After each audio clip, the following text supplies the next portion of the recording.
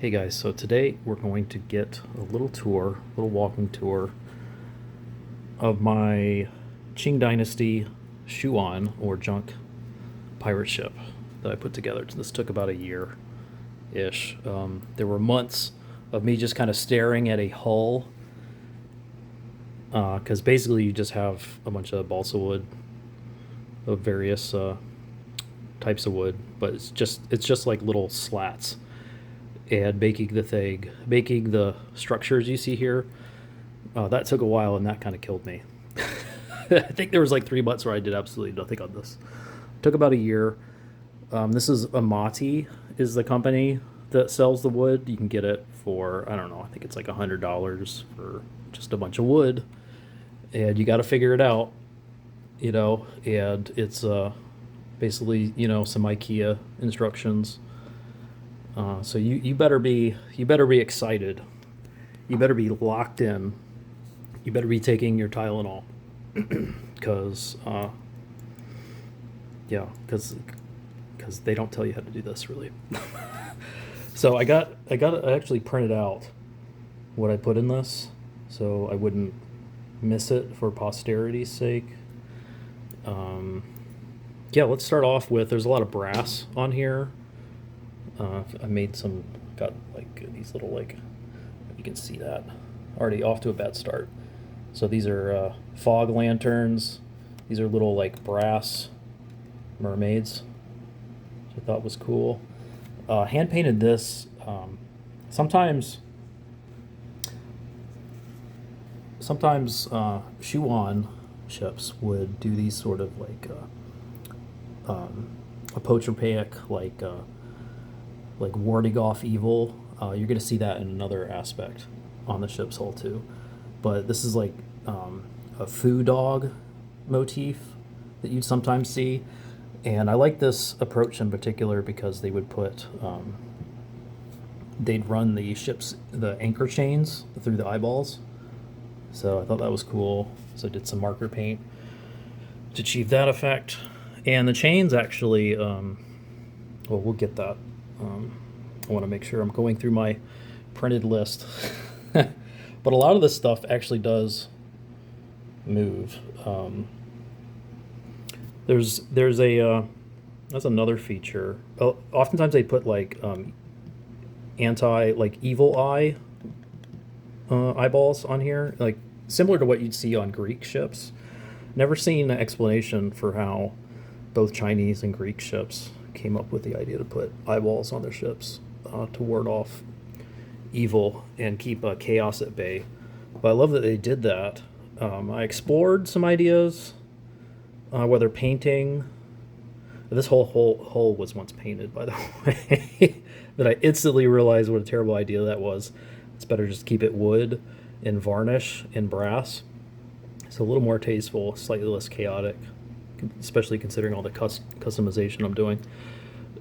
Instead of an eyeball here, like you typically see, I kept the round motif, but I did it's actually a 19th century copper like coin or token that would get you into geisha houses, which is kind of interesting. So you can sort of see. Let's focus here. You can see like a geisha in like a some sort of outdoor pastoral situation.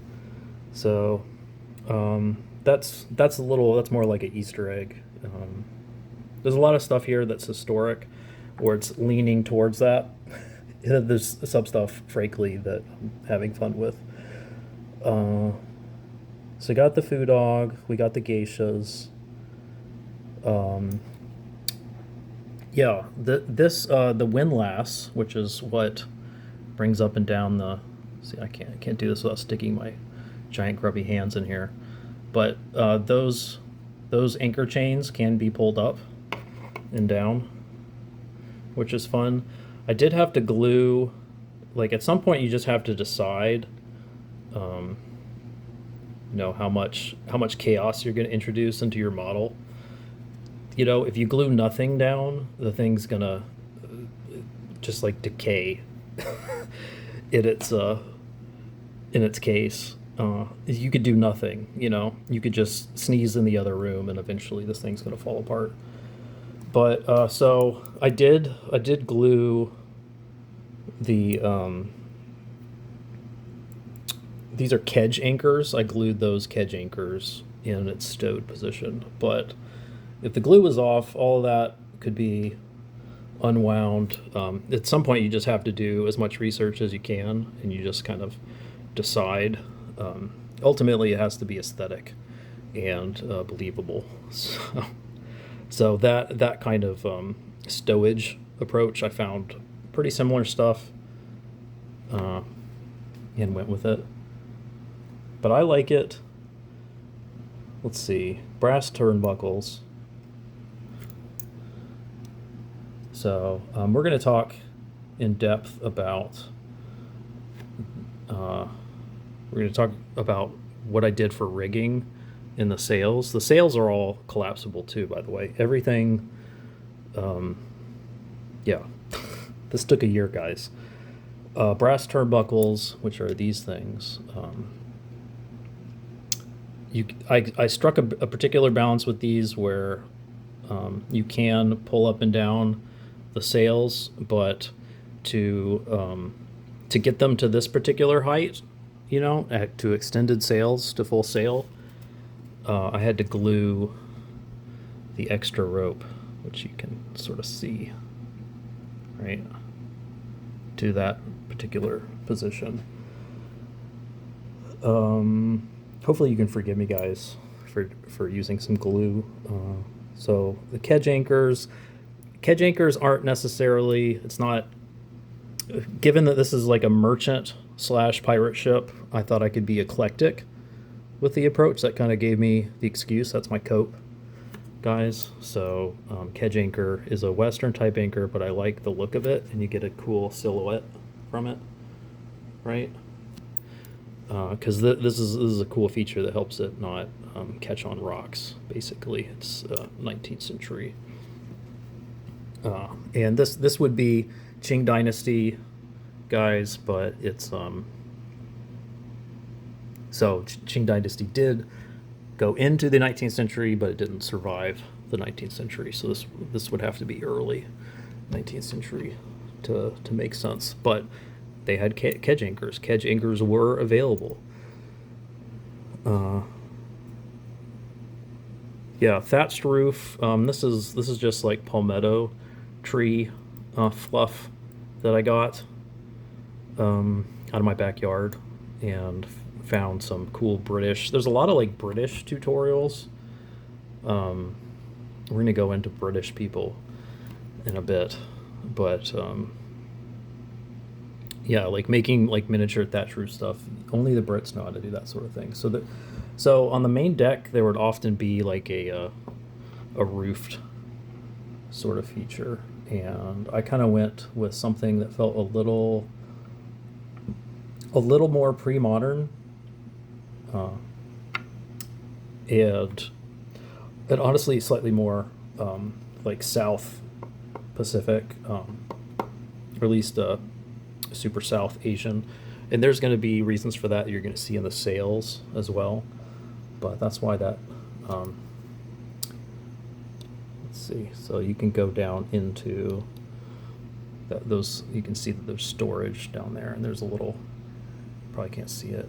There's brass ladders that descend. You can see I made a wooden staircase to descend to the lower portions. That's fun. Okay, so did the thatch roof.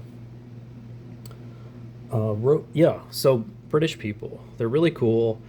These are called fenders in England. You know, just to bump your boat up against when you're coming up alongside either another ship that you're trying to forcefully board, or you're just in dock. This isn't quite. This is about. I had to do a custom job. I don't know how to stitch together twine like this, guys, and I don't. Certainly don't know how to make it at this particular size. So this was smaller than the company that it was an Etsy guy, British guy, knew how to do. But he guessed and tried something that would be 1/100 scale, and I think he did a great job. Yeah, let me know what you think. That's rope fenders. The brass, we talk about belaying pins. Yeah, so you can just see. I'm pointing out all the brass because the brass ain't cheap. So that would be different ways for you to tie down the sail, or in this case, it would be that's the rope that's handling this flag that says pirate ship. So you would use capstans to tie down extra ropes. Honestly, I've got more capstans than I have ropes because junk ships don't have that many. Like the rigging is relatively simple compared to Western style ships. So that's for aesthetics. That's to signal the right signals. But so that's just me having fun. So we did that. Yeah. So to the sails. So this is a simurg. This is a Persian. Actually, it's a Mughal design, but it's a Persian bird. That's you basically think of a firebird or a phoenix. The phoenix, its origins are in the East, and its particular manifestation was the simurg. So I used a design from a Mughal illuminated manuscript and put some kind of Asian-esque, some Oriental style clouds. So that's hand painted. Let's see. Yeah. Quiet. Dead air. Flag says pirate ship. I said that. The green flag and the black flag. Those are Qing Dynasty dragon totems. So that's kind of a national way of signaling where who you be. And but my idea is kind of this rather eclectic ship would be off the grid at times, but oftentimes could play within official channels, so to speak, right? So that's a dragon, and I wanted to do. I actually played around with this a lot. So they would get super colorful with flags, right? And they had these kind of dragon banners that would be super long, like ribbons, and so that was meant to invoke dragon-esque motifs, and they just threw up all kinds of colors, and they would also do black, and it just felt a little more piratey to use a black flag, particularly off the back for some reason. So it just felt right to use to go a little more colorful on the masts and throw a black flag out the back. Just kind of says the right notes, I think, for a pirate ship in a house in America. Yeah, so the sails, here's another eclectic element. Did a lot of research on sails. Basically every culture had a variant in Southeast Asia. I mean, really from Eastern India all the way to Japan and the Philippines. There were different versions. People would have regional expressions of a junk pirate ship. Or what do I call it, a pirate? Yeah, and so this I just liked. So there's a couple key features that made me go Vietnamese for this. One, and you can see this looking down the ship. If you go left and right, like you just get this nice symmetry of the center ropes to handle the flags, and you get one of these pulls up and down the actual. Did I mention that these actually go up and down? Except that they're glued. But you can see that they're loose. Like they're all being held by ropes completely. Same as if you were just to tie it with a knot at the bottom. These stay loose. And you'd have one set to keep these more superior cross beams tight. As you can see, I've already loosened it, but that's what you get. That's the fun part about keeping this loose. And you'd get this. I'm gonna try and the Vietnamese style would kind of bundle up. This is loose actually, so that I can completely take it off and change if there's change in wind direction.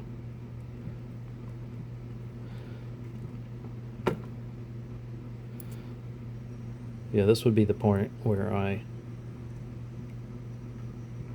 well, you'll just have to trust me. Come back another time, guys, and I'll have taken this apart for you. You don't have to stare at my nasty hand. But they would kind of bundle up the lower beams and rig it down to these. All junk ships do this kind of like main deck beam that's just there to tie your mast to at different sections. But this Vietnamese style, I think, is pretty, because you get that kind of descending staircase, and you get the symmetry of pulling up this spiral rope here, which is not connected to the sail beam. It's actually only connected to the mast, so that the whole thing can just kind of collapse and extend as a spiral. So you just pull it up, you extend the spiral, and it extends the entire mast, entire sail rather. And so that kind of, you have to start making creative decisions, and you have to say, well, what do I want to look at for years? Do I want to look at the Chinese style? I think the Chinese style is nice, but this particular approach is good. And you can see it's let's see if I can do this without dropping it. So it repeats across the back as well, and it's just nice looking.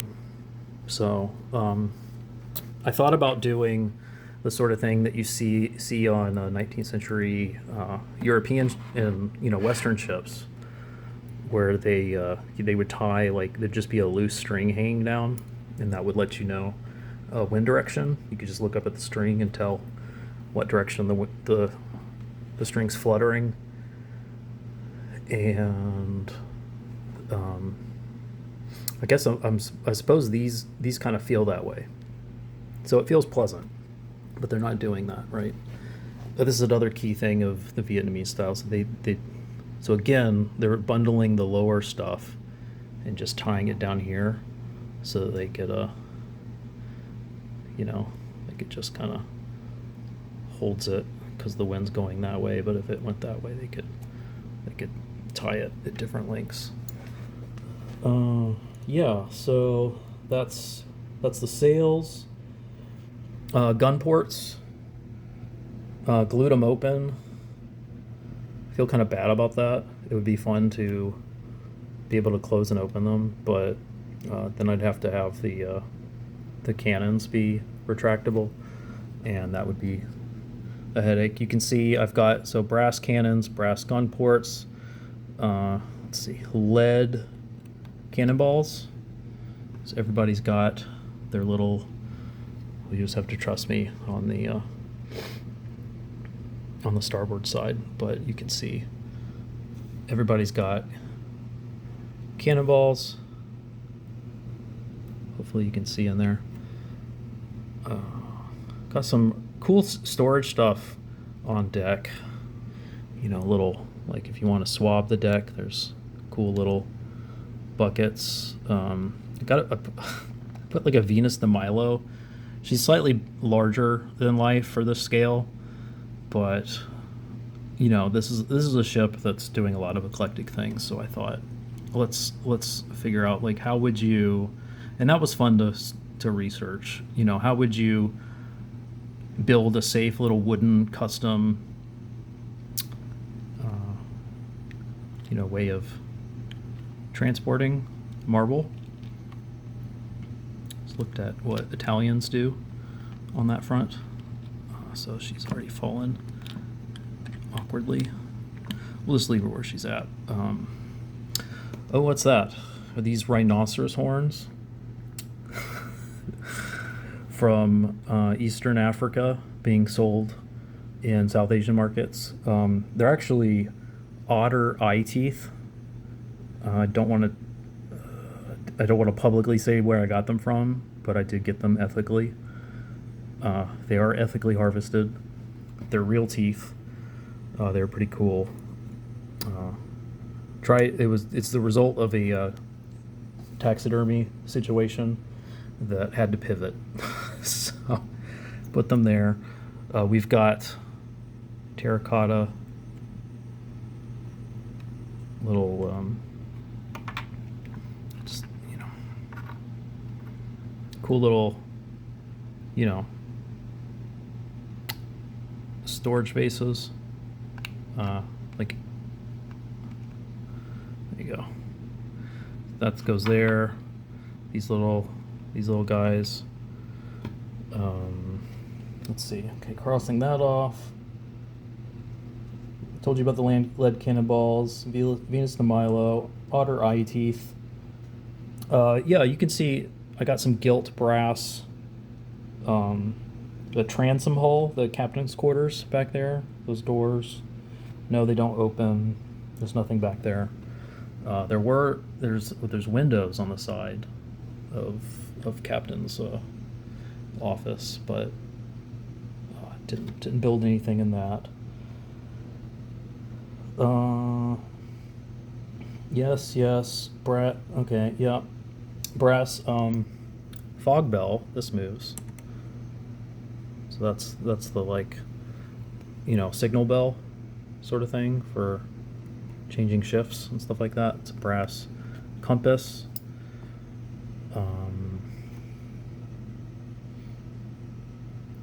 Oh yeah, the culverins. You guys are gonna like this. These weren't cheap. These were like $8 each.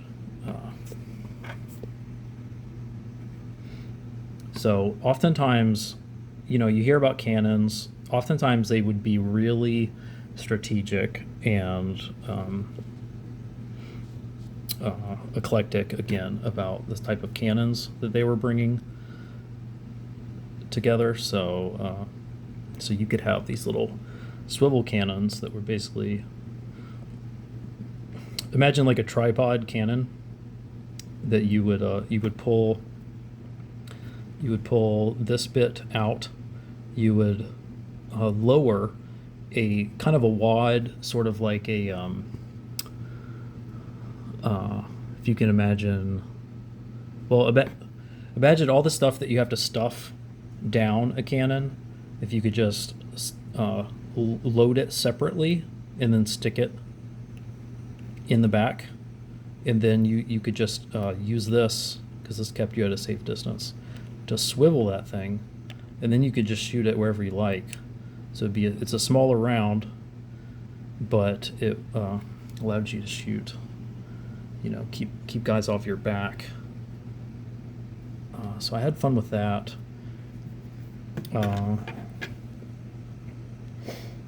Yeah, brass fog bell, brass compass, culverins. Oh yeah, okay, so here's where we get embarrassing, guys. This these rugs. See, this is where I've just gone too far, and so I haven't glued them down because it's frankly insane. But having like Pakistani and Northern Indian and Mughal area rugs on the deck of a ship expose the elements is just completely nonsense, and it doesn't even make sense in a fantasy setting. It doesn't even make the only thing it makes is creative sense, because it just adds a little bit of color to the overall piece. But as you'd imagine, everything would rot and stink like a rotten dog, a wet dog, about 8 hours in to after setting sail. So that's pretty stupid of me. I might just take them off, but I wanted to show you just how insane I can be. I'm kind of a crazy guy. So yeah, the rugs. Yeah, so rounding up. So these are retractable. This is something that's distinctive about so you can kind of, it's like sagging a little bit, but adds to the appeal, I think, the personality. So those would be, you can see basically if you were to dock in a Chinese port, for instance, their docks would have you basically like kind of, you would park going straight in, and you would load stuff from here, and then you go down. There's brass ladders down here, as you can see. So you would load stuff this way from a raised loading sort of platform that would be here, but along here would be a walkway, and that would go about this far, basically, so that people could just kind of walk up and down without having to get in the way of supply, resupply kind of stuff. So that's your like ingress, egress. And there's one on each side. This is cool dragon motif. This is brass stamping as well. I thought it's it feels, it's late medieval. It's a little, I don't know. You could squint and think it's Oriental. I think it invokes. At this point, I was kind of going like Prince Caspian, Dawn Treader kind of. It was getting a little ridiculous. So this is something I wouldn't stand behind. This doesn't have a lot of integrity, guys, honestly. But I love that particular stamping. So searched a lot for a right dragon motif that can fit here. Rudder. Oh man, I'm getting so crazy. I'm skipping a couple, but this is a movable rudder. Normally it would be fenestrated, which allows it to be a little lighter. It puts a lot less strain. I just liked the way they made it, honestly. So you would have holes in that rudder, but I thought it was just flagrantly taking risks there. So you move it just up from here.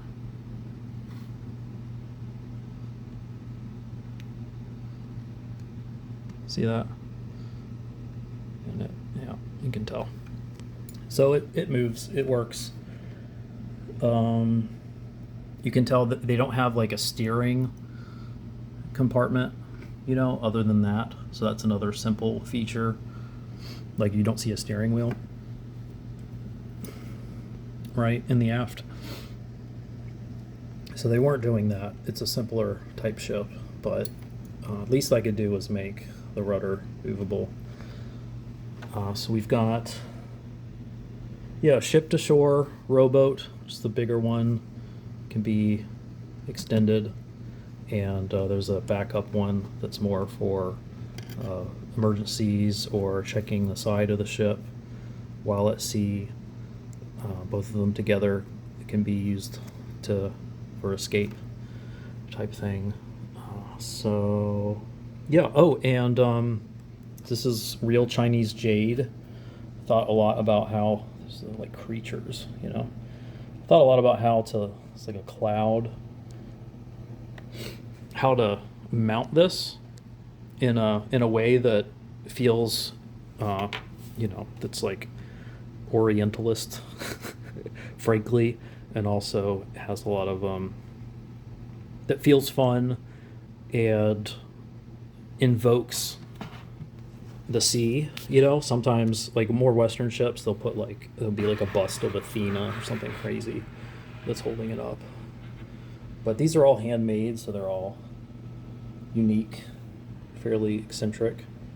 But I managed to find 4 from a Chinese vendor that were relatively the same in dimensions. One of the ways you can tell that's jade and it's not glass is it stays. It's a lot denser than glass, so it doesn't absorb temperature change as fast. So you can keep this in your hand and it'll stay cold. It's like holding a piece of ice. It's pretty neat. So I wrapped it in brass, as you can tell, and yeah, the whole ship comes up if I wanted to pick it up and do stuff with it, but it kind of sits on that particular housing. And yeah, I just had a lot of fun with this. I recommend maybe doing this once, because that's probably all the energy you'll have in your lifetime to do something like this. You can tell how vain I was. I didn't say it's a junk sailing ship, because I feel really bad about how much time and money effort I put into making this. So it's called a Chuán. But yeah, she goes in. Let's say goodbye to her. Let's bid her farewell. She's about to go on voyage. She goes into this bookshelf, glass-fronted bookshelf, and I'm already screwing it up. See, I gotta do this with one hand, guys.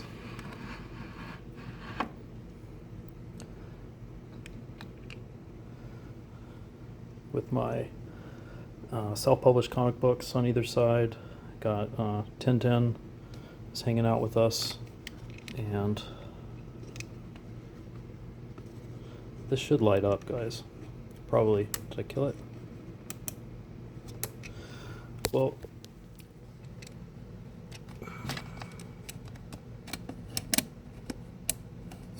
maybe there's a photo I post later about that, but yeah, so that's where she sits. That's where she hangs out most of her days, and there's a lit motion sensor that probably ran out of battery as I was sitting here for 30 minutes giving you the tour. But yeah, this particular Amati build is good if you want to take it as a suggestion. If you make it as described, you're not going to be happy with the result. Not because it's a bad build, but it's way too little going on. It doesn't look like a ship. It just looks like a bunch of sticks and 3 sails. So, and frankly, real life junk ships look like that too. But if you want to have fun, take your time, measure twice, cut once, take a year if you have to, go find some otter eye teeth or something. But if you take your time, I think you're going to be happy with the result, and you get a piece that is really like heirloom if you treat it right. So thanks for hanging out. Thanks for checking this out. You'll never see me do something like this again, so don't expect more content like this. If you subscribe thinking you're going to get more, please unsubscribe now and cancel your YouTube channel. But if you like adventure, and if you like crafts, and you like high seas exploration, you might find something similar like that coming again soon. Thanks so much.